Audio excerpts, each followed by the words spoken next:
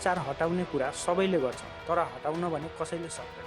Over what they say is government corruption. सिङ्गापुरले त्यस्तो के गर्यो जसले गर्दा भ्रष्टाचार लगभग जरैदेखि सक्यो। 10 वर्षभित्रमा यो देशलाई चाहिँ दक्षिण एसिया बनाउनलाई लाग्छ हामी यो चिज बनाउँछौँ। यसको वास्तविक असर यति गहिरो परेको देखिन्छ। कुरा गरौँ समाधानको, भ्रष्टाचार अन्त्य गर्ने उपाय र ठोस कदमहरूको, तर ती सेवाहरू अझै पनि अपुरो छन्, एक अर्कासँग कनेक्टेड छैन, सबै समयमा सबै बजेटभित्र र जिरो टलरेन्स करप्सनसँग। नेपाललाई भ्रष्टाचार मुक्त बनाउन एउटा महत्त्वपूर्ण कदम जुन नेपालले इमिडिएटली चाल्नै पर्छ। साल हो 1965। एसियाका दुई साना देशहरू नेपाल र सिङ्गापुर, दुईटै गरिब, दुईटै सङ्घर्षमा। दङ्गा, गिरोह, बेरोजगारी, भ्रष्टाचारी र लतले भरिएका थिए यी दुवै देशहरू। तर अहिले 2026मा आइपुग्दा सिङ्गापुर संसारकै एउटा सफल राष्ट्रको रूपमा आफूलाई स्थापित गरिसकेको छ भने नेपाल अझै गरिब, भ्रष्ट र पिछडिएको देशको रूपमा स्ट्रगल गर्दैछ। Thousands of protesters marched towards Nepal's parliament in the capital, Kathmandu. Angry over what they say is government corruption.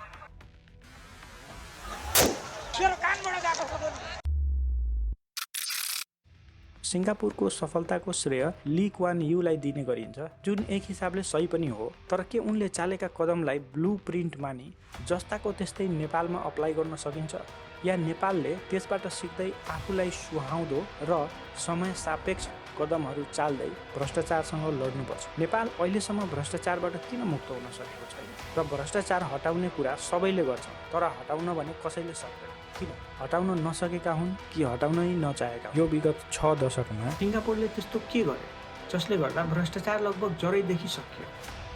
आर्थिक सामाजिक विकास यसरी भयो कि आज कतिपय मुलुकहरू सिङ्गापुरबाट लेसन लर्न गर्न चाहन्छ।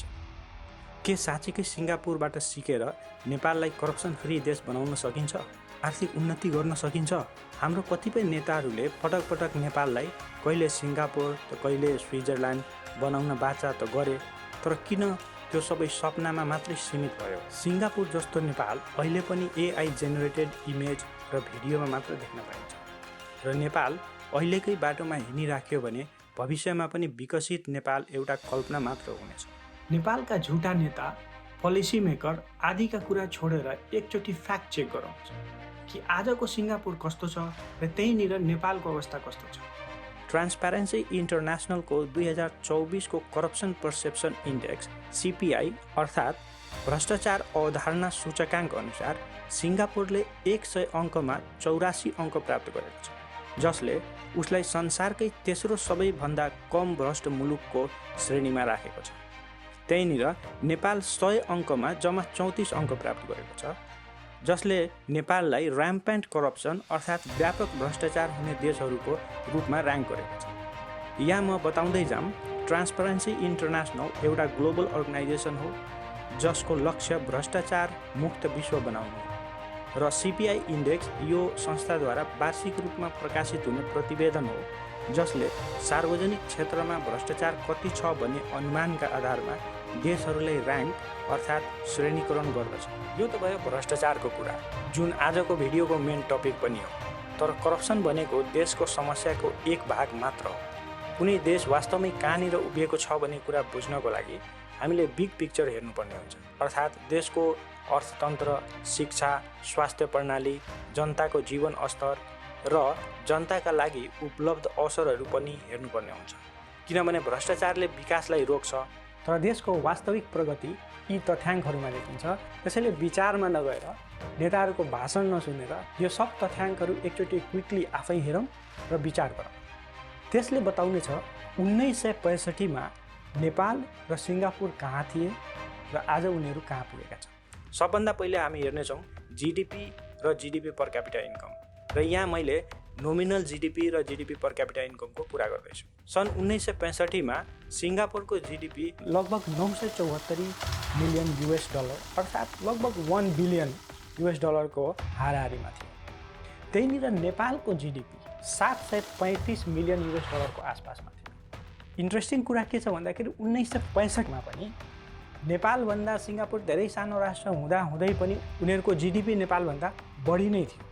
GDP भनेको एक वर्षमा देशले उत्पादन गरेको सबै सामान र सेवाको मूल्य हो।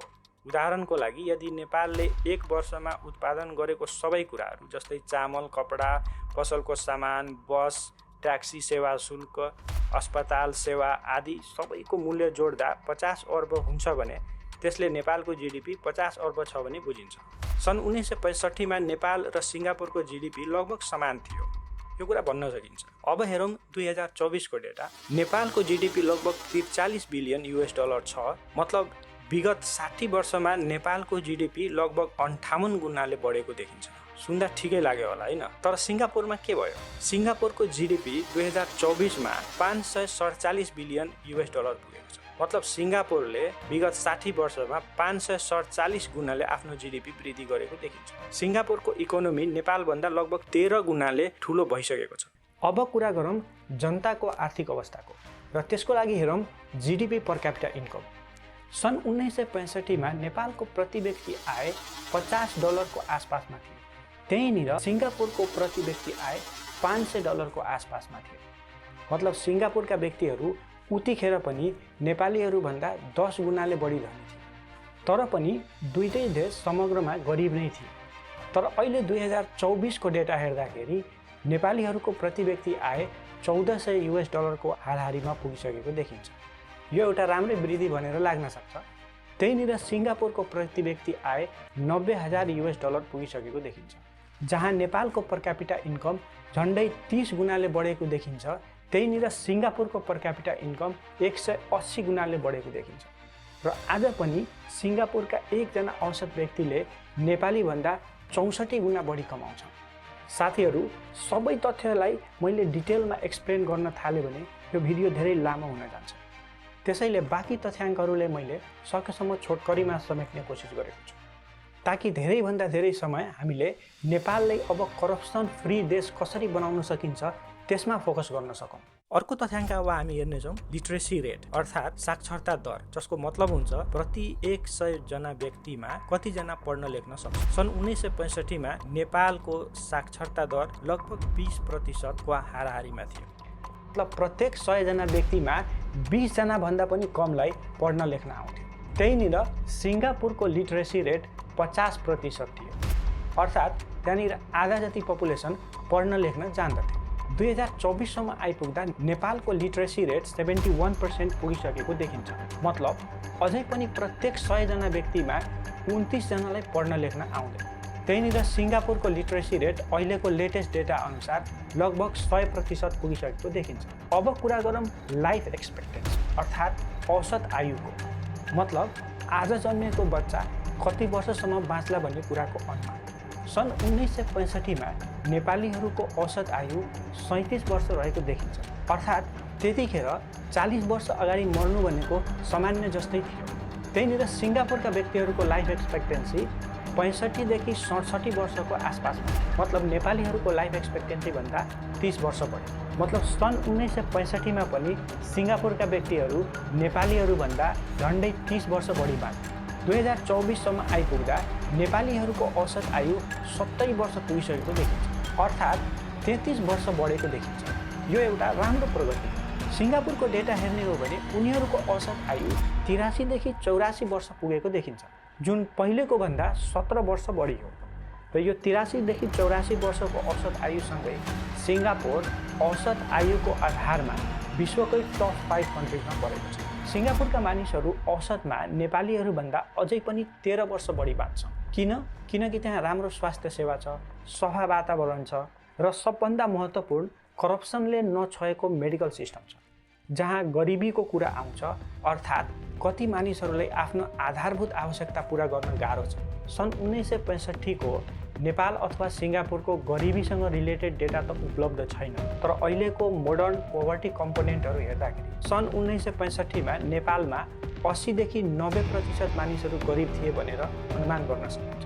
त्यहीँनिर सिङ्गापुरमा पनि सिभियर अर्बन र रुरल पोभर्टी र चारैतिर स्लम भएको हुनाले त्यहाँ पनि गरिबी व्यापक थियो भन्ने कुरा बुझ्न सकिन्छ। तर 2024 को डेटा हेर्ने हो भने अहिले पनि नेपालमा $2.15 प्रतिदिन आयमा 0.37% नेपालीहरू बाँचिरहेका छन्। हाम्रो नेसनल पोभर्टी अहिले पनि 20% को हाराहारीमा छ। साथीहरू, अर्को धेरै इम्पोर्टेन्ट डेटा जुन हामीलाई हेर्न आवश्यक छ त्यो हो ह्युमन डेभलपमेन्ट इन्डेक्स अर्थात् मानव विकास सूचकाङ्क। यो महत्त्वपूर्ण यसकारण छ किनकि HDI मानिसहरूको स्वास्थ्य अर्थात् कति लामो बाँच्छ, शिक्षा अर्थात् पढाइ लेखाइको अवस्था कस्तो छ र आम्दानी अर्थात् कति कमाउँछ, यी तीनटै कुराको संयुक्त स्कोरलाई दर्शाउँछ। कुनै पनि देशको जनता ओभरअल स्वस्थ छन्, राम्रो पढे लेखेका छन् र राम्रो कमाउँछन् भने त्यो देशको HDI हाई हुन्छ। यसले स्कोरको आधारमा लो, मिडियम, हाई र भेरी हाई गरी 4वटा क्याटेगोरीमा बाँड्दछ। किनकि HDI डेटा 1990 देखि मात्रै सङ्कलन गर्न थालिएको हुनाले 1965 को सिङ्गापुर र नेपालको HDI स्कोर एक्ज्याक्ट भन्न सकिँदैन। तर अहिलेको HDI कम्पोनेन्टलाई हेर्ने हो भने दुईटै देशको स्कोर लो नै हुन्थ्यो होला भनेर अनुमान गर्न सकिन्छ। तर हामीसँग उपलब्ध 2023 को लेटेस्ट डेटा हेर्ने हो भने नेपालको HDI स्कोर 0.6 छ, जसले उसलाई मिडियम डेभलपमेन्ट क्याटेगोरीमा राखेको छ। त्यहीँनिर सिङ्गापुरको HDI स्कोर 0.94 छ, जसले गर्दा उसलाई भेरी हाई डेभलपमेन्ट क्याटेगोरीमा राखेको छ। अब लास्ट इन्डिकेटर जुन हामी हेर्छौँ त्यो हो इन्टरनेट पेनेट्रेसन रेट। सरल भाषामा भन्ने हो भने कुनै पनि देशमा कति प्रतिशत मानिसहरू मोबाइल डेटा, वाइफाई, ब्रोडब्यान्ड वा कुनै पनि तरिकाले अनलाइन जान सक्छ। हो साथीहरू, म यहाँनिर इन्टरनेट एक्सेसको कुरा गर्छु। कतिपयलाई लाग्न सक्छ देश विकासमा इन्टरनेट एक्सेसको के महत्त्व, तर वास्तवमा यो सानो कुरा होइन साथी। म यो भिडियोमा धेरै डिटेलमा त जान्न, तर यति भन्छु अहिलेको युग भनेको डिजिटल युग र इन्टरनेट एक्सेस नहुनु भनेको युगौँ पछि पर्नु। खासमा भन्ने हो भने यो हरेक मानिसको बेसिक राइट र निड पनि हो।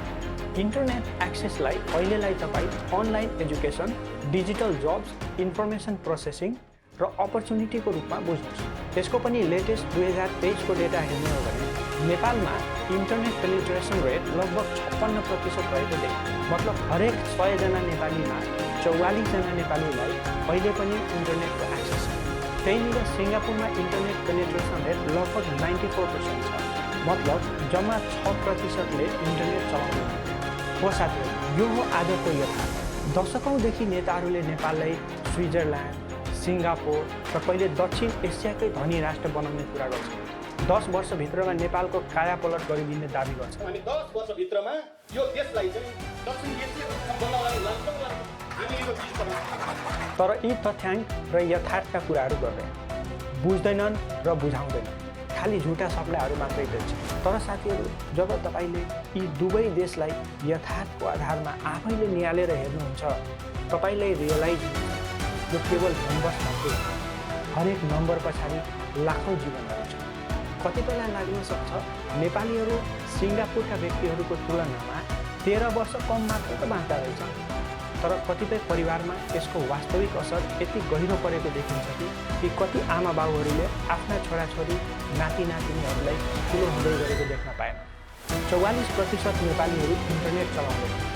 मतलब ग्लोबल अपर्च्युनिटीबाट टाढा छ। करप्सन इन्डेक्स स्कोर 34, मतलब कति युवाहरूका सपनाहरू घुसखोरी नहुन्। HDI स्कोर 0.6, मतलब कति जनताहरू उपचार बिना मर्दैन। कति मानिसहरू शिक्षा बिना आफ्नो जीवन काट्न सकेन। कति मानिसहरू बेरोजगारीका कारण अहिले पनि चरम गरिबी झेलिरहेका छन्। साथीहरू, ली क्वान यू सिङ्गापुरको पहिलो प्रधानमन्त्री थिए। उनले 1959 देखि 1990 सम्म सिङ्गापुरको प्राइम मिनिस्टरको रूपमा काम गरेका थिए। तर मैले यो भिडियोमा 1965 देखिको सिङ्गापुरको कुरा गर्दैछु, किनकि खासमा 1965 मा मलेसियाबाट छुटिएपछि मात्र सिङ्गापुर एउटा स्वतन्त्र राष्ट्र बनेको थियो। सिङ्गापुर किन सफल भयो र नेपाल किन पछि पर्यो? मैले एक शब्दमा भन्दा मेरो दिमागमा एउटै शब्द आयो, एकाउन्टेबिलिटी, जवाबदेही। जब ली क्वान यू 1959 मा सत्तामा आउँछन्, उनले देख्छन् सिङ्गापुर भ्रष्टाचारले भरिएको छ। भ्रष्टाचार दैनिक जीवनको एउटा हिस्सा भइसकेको छ, किनभने जवाबदेहिता छैन। भ्रष्टाचार पत्ता लगाई सजाय दिने सम्भावना लगभग न्यून छ। यो सब देखेर ली क्वान यूले प्रमिस गर्छन् अब भ्रष्टाचार समाप्त हुन्छ र आफ्नै सरकारबाट सुरु गर्छ। र उनले यो गरेर पनि देखाउँछ। उनले सबभन्दा पहिले प्रिभेन्सन अफ करप्सन एक्ट लागू गर्छ। जसले सिङ्गापुरको करप्सन प्र्याक्टिसेस इन्भेस्टिगेसन ब्युरो CPIB-लाई कानुनी शक्ति, पर्याप्त बजेट र दक्ष जनशक्ति प्राप्त हुन्छ। अब CPIB नेपालको अख्तियार दुरुपयोग अनुसन्धान CIA जस्तो रहेन।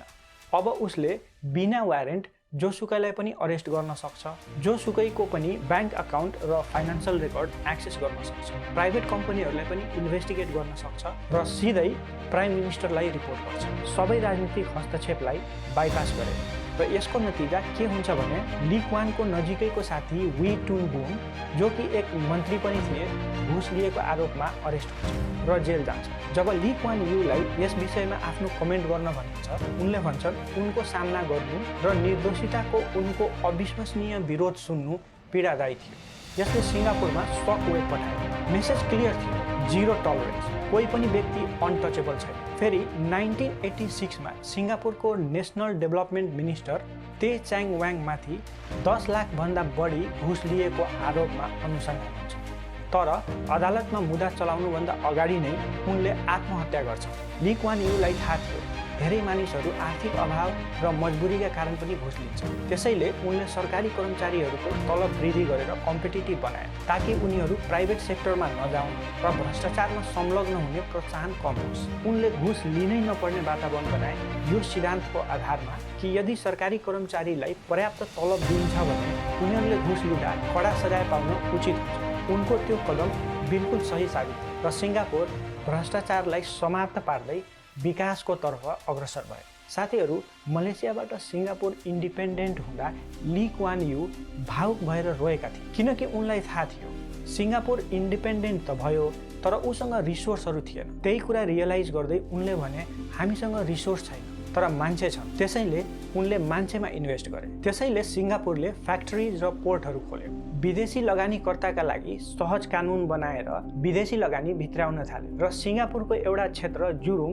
औद्योगिक सिम्बल बन्न पुग्यो। यहाँनिर सिङ्गापुरले मेरिटोक्रेसी, एजुकेसन र रुल अफ लमा फोकस गरेको देखिन्छ, जसले गर्दा उनीहरूको लाइफ एक्सपेक्टेन्सी, लिट्रेसी रेट वात्तै बढ्यो र हेर्दा हेर्दै सिङ्गापुर एउटा फाइनेन्सियल पावर हाउस बन्न पुग्यो।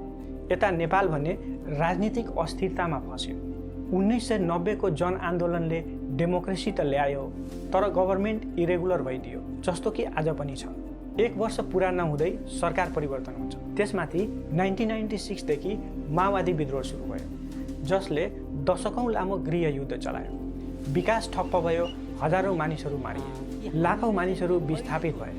देशको इन्फ्रास्ट्रक्चर र एजुकेसनमा जाने रिसोर्सहरू कन्फ्लिक्टमा खर्च भयो। नेपालले यी सबैलाई अभोइड गरेर पोलिटिकल कन्टिन्युटी र एजुकेसन रिफर्ममा फोकस गरेको भए आजको स्टोरी एकदमै फरक हुन सक्थ्यो। त्यसैले सिङ्गापुरको एजुकेसन रिभोल्युसन, जसमा scholarship, bilingual policy, technical training समावेश थिए, जुन एउटा गेम चेन्जर साबित भयो र जसले लिट्रेसी रेटलाई 50%बाट 100% नजिक पुर्यायो र हेर्दा हेर्दै सिङ्गापुर एउटा फाइनेन्सियल पावर हाउस बन्न पुग्यो। त्यहीँनिर नेपालको एजुकेसनल इन्फ्रास्ट्रक्चर विक र ड्रप आउट रेट हाई रह्यो र शिक्षाको कमीले नयाँ जेनेरेसनहरू गरिबीको फन्दामा गए। उता सिङ्गापुरले हाई लिट्रेसी रेटलाई ह्युमन क्यापिटलको रूपमा लेभरेज गर्दै अगाडि बढ्यो। इकोनोमिक पोलिसीमा पनि नेपाल चुक्यो। नेपालको अर्थतन्त्रमा थोरै मात्रै विविधीकरण अर्थात् डाइभर्सिफिकेसन देखियो। कृषिमा निर्भरता कायम रह्यो। संरक्षणवादी नीति र कमजोर शासनले बजार विस्तारलाई सीमित गर्यो। सिङ्गापुरले उद्यमी अर्थात् एन्टरप्रेन्योरहरूको लागि व्यवसाय सुरु गर्न र सञ्चालन गर्न सहज बनायो र त्यही अनुसार बिजनेस फ्रेन्डली ल र ब्युरोक्रेसी ल्यायो र त्यहाँ नेसनल र इन्टरनेसनल कम्पनीहरू फस्टाए। तर नेपाल भने आजसम्म पनि बिजनेस फ्रेन्डली देश बन्न सकेको छैन। व्यवसाय सुरु गर्न चाहनेहरूको लागि हरेक स्टेपमा ब्राइबरी, अनावश्यक झन्झट, अस्पष्ट नीति र प्रक्रियाले यहाँ व्यवसायहरू फस्टाउन सकेका छैन। 2020 को वर्ल्ड ब्याङ्कको डेटा अनुसार सिङ्गापुर इज अफ डुइङ बिजनेसमा संसारकै दोस्रो स्थानमा छ भने नेपाल 94 स्थानमा रहेको देखिन्छ। अनि देशको विकास कहाँबाट हुन्छ? साथीहरू, अब कुरा गरौँ समाधानको, भ्रष्टाचार अन्त्य गर्ने उपाय र ठोस कदमहरूको। सुरु गरौँ CIA-बाट। CIA को बजेट बढाम, 3 गुणा बढाउनु पर्छ भने 3 गुणै बढाम र मेरिटको आधारमा दक्ष जनशक्तिहरूलाई हायर गरौँ। उनीहरूलाई कम्पिटिटिभ स्यालेरी दिउँ र उनीहरूलाई बिना पोलिटिकल अप्रुभल जोसुकैलाई पनि अरेस्ट गर्ने र उनीहरूको विरुद्ध इन्भेस्टिगेसन गरेर एउटा पोलिटिसियनको सट्टा इन्डिपेन्डेन्ट बडीलाई रिपोर्ट गर्ने व्यवस्था मिलाउनुपर्छ। यसको लागि चाहिने आवश्यक कानुनहरू ल्याउनु पर्ने हुन्छ र त्यसको लागि एउटा बलियो विसल ब्लोअर प्रोटेक्सन ल पारित गर्न सकिन्छ। किनकि अहिले नेपालमा करप्सन रिपोर्ट गर्नु खतरनाक छ। मानिसहरू जागिर गुमाउने, धम्की पाउने, भाइलेन्स फेस गर्ने डरले करप्सन रिपोर्ट गर्दैन। त्यसैले करप्सन रिपोर्ट गर्नेको नाम, ठेगाना गोप्य राख्ने, कानुनी सुरक्षा दिने र भ्रष्टाचार नियन्त्रण गर्न सहयोग गरे बापत उसलाई आर्थिक पुरस्कार दिने व्यवस्था गर्न सकिन्छ। यसले गर्दा बिना डर मानिसहरू करप्सन रिपोर्ट गर्न सक्छ। आर्थिक पुरस्कारले तिनीहरूले त्यसो गर्न प्रोत्साहित पनि गर्नेछ। उदाहरणको रूपमा अमेरिकाको विसल ब्लोका निम्ति बनाइएको अनलाइन पोर्टललाई लिन सकिन्छ, जहाँ किशोर किशोरीदेखि जोसुकैले पनि धितोपत्र आयोग वा न्याय विभाग जस्ता एजेन्सीहरूको विरुद्धमा गम्भीर भ्रष्टाचारको रिपोर्ट गर्न सक्छ। त्यहाँ रिपोर्टरले आफ्नो नाम दिनु पर्दैन र यदि तपाईँको टिपले सरकारको पैसा जोगिन्छ वा रिकभर हुन्छ भने तपाईँ गोप्य र गुमनाम रहँदै लाखौँ डलर कमाउन सक्नुहुन्छ। अहिलेको CIA भ्रष्ट मात्रै नभएर कछुवाको गतिमा हिँडिरहेको देखिन्छ। आउनुहोस् रियालिटी चेक गरौँ। 2020 देखि 2024 को बीचमा CIA मा करिब 800 भ्रष्टाचारका मुद्दाहरू दायर भए, तर कन्भिक्सन रेट कति रह्यो? जम्मा 15%। किन यति कम व्यक्तिहरू दोषी ठहर? यो भयो राजनीतिक हस्तक्षेपको कारण, रिसोर्सेसको कमीले, काममा गरिने ढिलासुस्तीले र खास भन्ने हो भने घुसखोरीले। त्यसैले अब करप्सन केसेसहरूलाई विशेष अदालतबाट फास्ट ट्र्याक गरिनुपर्छ। जुनसुकै केस पनि 6 महिनाभित्र सल्भ हुनैपर्छ। दोषी व्यक्तिको नाम, फोटो र उसले पाएको सजाय सबै पब्लिक गरिनुपर्छ। एसिया फाउन्डेसनले यसमा गरेको एक सर्वे अनुसार 67% नेपालीहरूले विश्वास गर्छन् कि नेताहरूलाई भ्रष्टाचार वा कुनै पनि क्राइम विरुद्ध कारबाही गर्न सकिँदैन। जब मानिसहरू यस्ता विश्वास राख्न थाल्छन्, करप्सनले आफ्नो जरो मजबुत बनाउँदै जान्छ र यस्ता फ्रस्ट्रेटेड जनताहरू आखिरमा गएर ट्याक्स तिर्न छोड्छन्, करप्सन रिपोर्ट गर्न छोड्छन् अनि देशको सिस्टम कोलाप्स हुन्छ। रिफ्युजी स्क्यामकै पीडितहरूलाई लिनुहोस्। वर्षौँ बचत गरेर, जग्गा बेचेर, आफन्तबाट साप्टी लिएर र 20,000 देखि 30,000 US डलर तिरेर अर्काको देशमा शरणार्थी बन्न तयार भएकाहरू आखिरमा के पाए? ऋण र लाज। यत्रो भ्रष्टाचार गर्नेलाई के सजाय भयो? हामी सबैले थाहा नै छ। काठमाडौँवासीलाई नै हेर्नुहोस्, लाखौँ मानिसहरू राजधानीमा बसिरहेका छन्। एउटा देश जहाँ पानीको प्रशस्तता छ, तर तिनीहरूले भने खाने पानी सजिलैसँग उपलब्ध छैन, किनकि मेलम्ची जस्ता प्रोजेक्ट अझै पनि वर्षौँ र अर्बौँ डलर पछाडि परेको देखिन्छ। किनकि पैसा जति सबै अधिकारी र कन्ट्र्याक्टर्सले खाए अनि पैसाको लोभले काम गर्ने कर्तव्य हरायो। 1960 को दशकमा सिङ्गापुरमा पनि यस्तै अवस्था थियो, जहाँसुकै पानीको अभाव, हाउजिङ क्राइसिस, करप्सन। तर 10 वर्षमा ली क्वानको सरकारले हजारौँ घरहरू बनायो, water system, world class infrastructure, सबै समयमा, सबै बजेटभित्र र जिरो टलरेन्स करप्सनसँग। यो कसरी सम्भव भयो? किनभने यहाँनिर कन्ट्र्याक्टरलाई थाहा थियो चिट गर्यो वा भ्रष्टाचार गर्यो भने जेल जानुपर्छ, कनेक्सन काम लाग्दैन, कुनै एक्सेप्सन छैन। हो साथीहरू, त्यही हो सिङ्गापुरको सफलताको मुख्य कारण। नेपाललाई भ्रष्टाचार मुक्त बनाउन एउटा महत्त्वपूर्ण कदम जुन नेपालले इमिडिएटली चाल्नै पर्छ त्यो हो बिचौलिया हटाउने, सबै सेवाहरू डिजिटाइज गर्ने। सिङ्गापुर मात्रै नभएर सबै मुलुक जो आज विकसित छन् वा विकसित हुँदैछन्, ती सबै देशहरूले यो एउटा महत्त्वपूर्ण कदम चालेको देखिन्छ। साथीहरू, जेनजी आन्दोलनले सबैमा एउटा आशाको किरण त पक्कै पनि भरेको छ। तर अहिले पनि मलाई सबभन्दा डरलाग्दो कुरा के लाग्छ भने अहिले नेपालले तत्कालै भ्रष्टाचार विरुद्ध कदम चालेन भने यसले पुरै एउटा जेनेरेसन गुमाउनेछ। हरेक वर्ष लाखौँ युवा नेपालीहरू देश छोड्दैछन्, गल्फ जान्छन्, इन्डिया जान्छन्, अस्ट्रेलिया जान्छन्, अमेरिका जान्छन्, युरोप जान्छन्, घर अर्थात् नेपाल बाहेक जहाँ पनि। किनभने तिनीहरूले नेपाललाई घृणा गर्छन्? पक्कै पनि होइन, किनभने तिनीहरूले आशा गुमाइसकेका छन्। जब सरकारी जागिर पाउन सोर्स चाहिन्छ, मेरिटको कुनै अर्थ हुँदैन, किन बस्छन् युवाहरू त्यहाँ?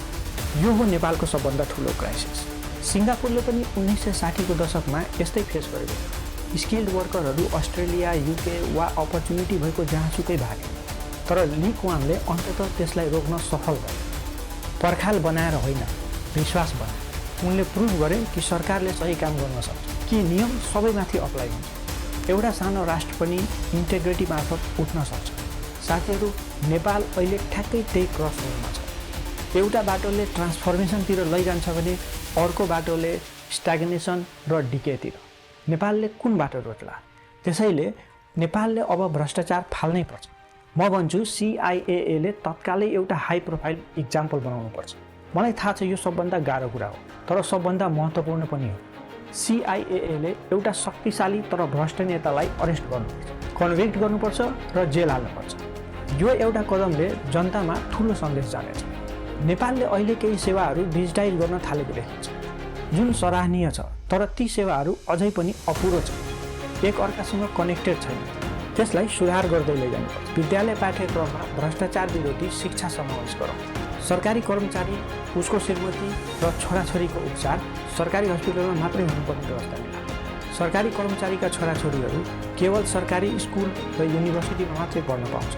प्राइभेट स्कुल वा युनिभर्सिटीमा पढाउन सरकारी जागिर छोड्नुपर्ने हुन्छ।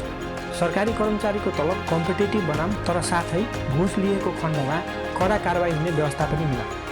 यो एकदमै आवश्यक छ, किनकि सरकारको मान्छेले नै सरकारी व्यवस्थामा विश्वास नगरे कसले गर्छ? साथीहरू, जानुभन्दा अगाडि मेरा केही प्रश्नहरू राख्न चाहन्छु। के तपाईँलाई लाग्छ नेपाल करप्सन फ्री देश बन्न सक्छ? के तपाईँले कहिले घुस दिनुभएको छ? किन दिनुभयो? नेपाललाई करप्सन फ्री देश बनाउन मैले डिस्कस गरेका मध्ये कुन कदम तपाईँलाई सही र प्रभावकारी लाग्छ? कमेन्ट बक्समा लेखेर बताउनु। यदि तपाईँसँग नेपाललाई करप्सन फ्री देश बनाउने उपायहरू छन् भने त्यसलाई पनि कमेन्ट बक्समा लेखेर सेयर गर्नुहोला, किनभने रियल चेन्ज अवेरनेसबाटै सुरु हुन्छ। आजलाई यति नै, धन्यवाद।